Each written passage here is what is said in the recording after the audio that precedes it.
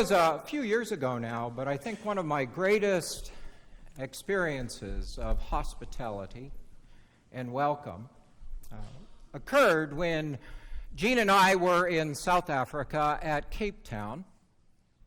And we were there for a few days, and we'd done a lot of things and seen the area and gone to Table Mountain, all the things that you do in that part of the world. And on Sunday, we were walking in downtown Cape Town, and we walked by a cathedral, and they had the schedule of events. And that evening, they had a choir singing, a children's choir singing. So we decided to go. It was St. George's Cathedral. In fact, I had a couple here at the first service that was their home church at one time. And St. George's Cathedral was the home church for Archbishop Desmond Tutu. Well, we went into the service, and I sat in the back of the church. We sat in the back of the church, and I did what probably everybody around here does when you go into a church. You sit and start playing with the stuff in the pews and look at all the literature and start reading it. And if you're a minister, you try to see if any of it's useful to take home and copy. That's what we all do. It's plagiarize. That's why God made your eyes, right? Anyway, we all do that. And as we were sitting there fuddling, it's pretty obvious that we're not locals. A gentleman came up to us and greeted us and welcomed us. And you know how it is when you're there. You like to be welcomed, but you don't want to be obvious and all that sort of thing. But he had an official name tag on, and his smile was so infectious and his spirit was so exuberant, you couldn't help but kind of be drawn into who he was and what he wanted to tell you. And so he got up and he decided to give us a tour of the entire cathedral. Now, mind you, the choir is still up front rehearsing, but that really didn't seem to matter to him, as he wanted to walk around and talk about the flags hanging at the side of the sanctuary and what they meant, and the stained glass windows, the beautiful cathedral windows, and the plaques, and even the tombs of past bishops and great leaders in that church, and what it meant, and so forth and so on. He wandered all the way around the chancel as the choir was singing, just overflowing with his enthusiasm for this church. We walked outside into the courtyard, very similar to what you would do here. It was kind of a covered courtyard, and they had a labyrinth exactly like ours. And that's when he ceased talking about the building as a church and began to talk about the people as a church. And he said, this is a great church with a long history, but its most significant history to me was when we were standing up and dealing with the matter of apartheid. You see, the original slave auction was just down the street, just a block or so down the street, and so the symbolism of the two were side by side. And he said during the height of the marches and the protests and the police tear gassing and everything, people came into this sanctuary and sought protection. They pushed the chairs all aside and gathered in a circle to sing songs of peace. He said especially the women. When I told that story at the first service, the woman who belonged to that church began to weep. And then he looked at both of us in his just effervescent spirit, and he said, I love this church. I love this church for what it stands for, what it's done, what it is for the people who come here. I love this church, even though for years I was not allowed to come in. I will never forget those words. Even though for years I, because of the color of my skin, was prohibited from coming in. This was probably the most incredible, radical, extravagant welcome I've ever received. It was incredible because it wasn't about a building and it wasn't about a person. It was about a witness. And he was inviting me into that experience and into that witness. He was making the gospel come alive and saying there is more to this building than a shell, than windows, than plaques, than pews, than a choir. It is about the light of Christ in a world that struggles. He invited me into his church's witness and ministry because he had experienced there for the power of forgiveness. He had experienced the hope that comes through death and resurrection, and he exuded it. It just oozed out of him, and you said, I want some of that. You see, it was a clear invitation to know and experience what we say and preach and pray and sing about all the time. But there's a difference between doing that and allowing that to infect our world. There was nothing pretentious about him. There was nothing gimmicky. There were no games. There were no flashbang gotcha. There was no, you got to come in here so we get your offering and increase our budget. There was just an invitation and a welcome to be a part of the body of Christ. No longer one that was a separation or isolation between the street and the sanctuary, the church.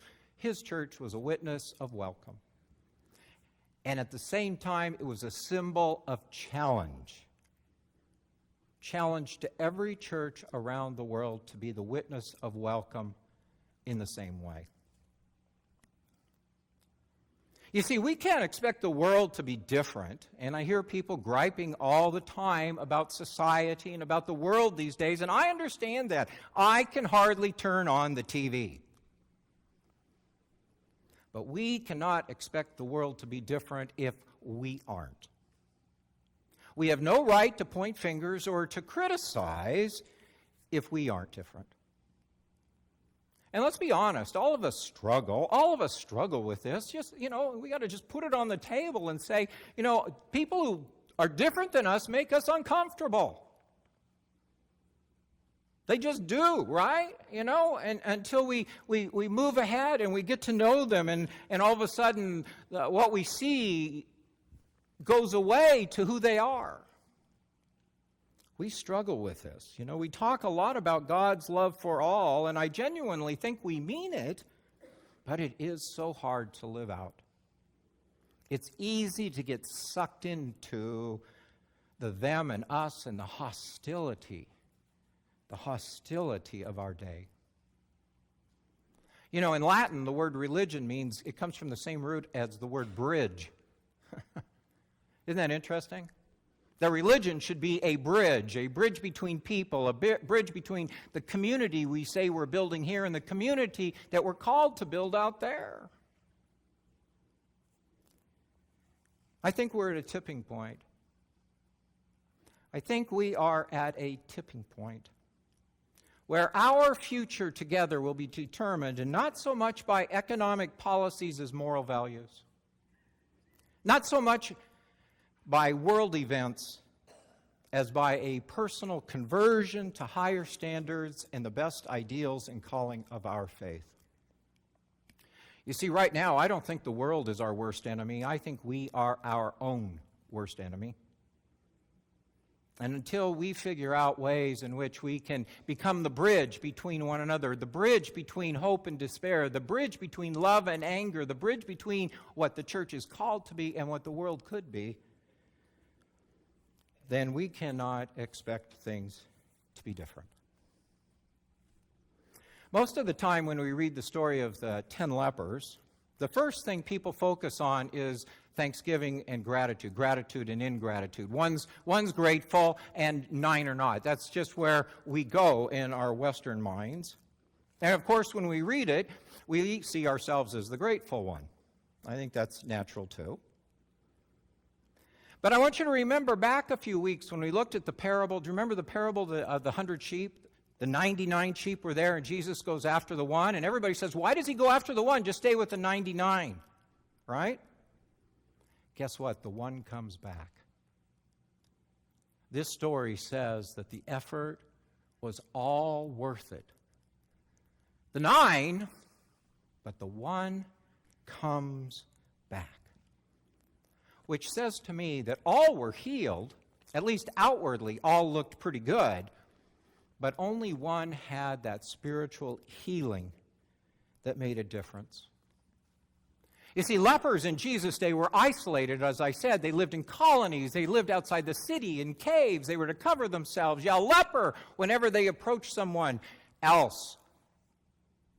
They had a deterioration and a demise, not merely of their bodies, but of their spirits. You know, if somebody tells you you're worthless long enough, you believe it. If somebody tells you you're bad or stupid long enough, you become that. Lepers were outcast. They were not a part of the world and society. And I dare to say what I submit to you is that Jesus not only healed them, he touched them and welcomed them and brought them in. He acknowledged them as human beings and changed this person's life. You see, it wasn't just skin deep, it was soul deep that mattered.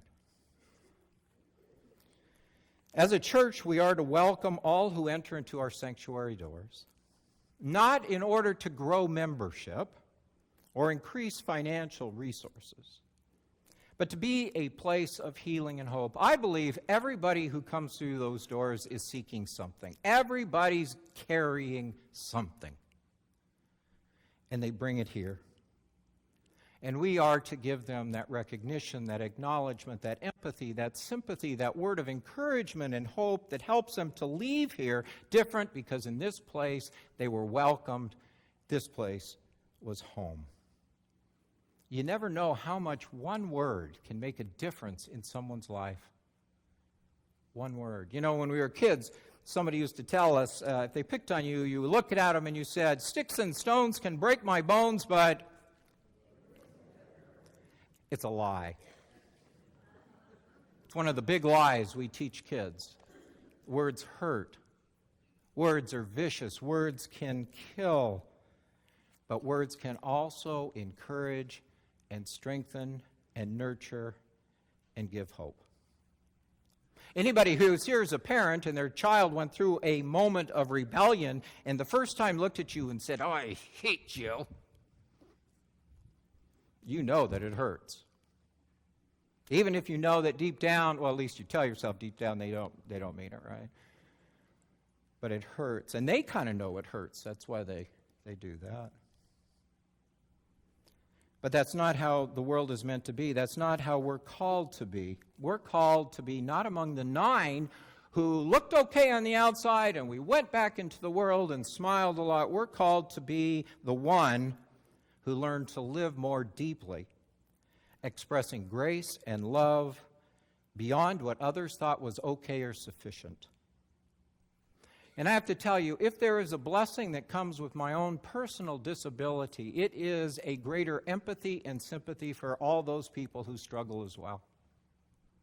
You know, that you know what it's like to have someone help you when you don't look like you need help, or to ask how you're doing when you don't look like anything's wrong with you. You know, everybody's got something, even though it isn't always apparent. And when you come here, we should receive something that helps us to be renewed and strengthened and go forth stronger. I will never forget the time my mother was dying. It was probably the last 24 or 48 hours of her life. She was in the nursing home. She had lost tons of weight. She was very thin. Her hair was disheveled, and she was laying in bed. And we were all gathered in the room with her. And it was at that time that my oldest daughter crawled up on the bed, laid next to her, and put her arms around her and held her. No matter how she looked and what odors were in the nursing home, none of that mattered, because there was an embrace of acceptance and love and welcome. In my mind, that's the picture I have of this story of these lepers. It's a story that when that one man came back, that somehow what happened between Jesus and him was not merely a word or a touch, but I think Jesus embraced him and said, "I love you." The man was embraced in the spirit of hope, and he was healed and made whole. He was welcomed back into real life. And having experienced both physical and spiritual healing, then he was then challenged to go. Go, your faith has made you well. Go and share the good news. Go and welcome others the way you have been welcomed this day. And so as we leave this morning, you are all invited to take this time together to acknowledge and to know that welcome, to feel that welcome, and to take it with you. Because to welcome here is one thing, but to be welcoming out there is the witness that our world needs. May we be strengthened to do just that. We're going to have a prayer, but as the offering plates go by today, I'm going to invite you to do something. As the offering plates go by, I'm going to give you permission to talk. And I want you to turn to somebody around you don't know and find something out and introduce yourself really. Welcome one another as Christ would welcome you.